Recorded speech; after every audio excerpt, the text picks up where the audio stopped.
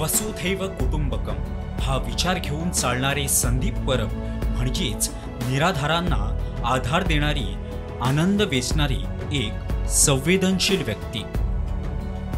मुंबईतील जीवन आनंद संस्थेच्या सचिवपदी कार्यरत असलेले संदीप अनाथ, बेवारस आणि असहाय्य लोकांना मायेचा आसरा देतात।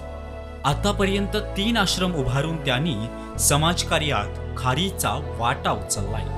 या पलीकडे एड्स ग्रस्तांसाठी ते आशेचे किरण ठरलेत। आजवर त्यांनी 5 मुलांचे पालकत्व स्वीकारून त्यांना आपलं नाव दिलंय।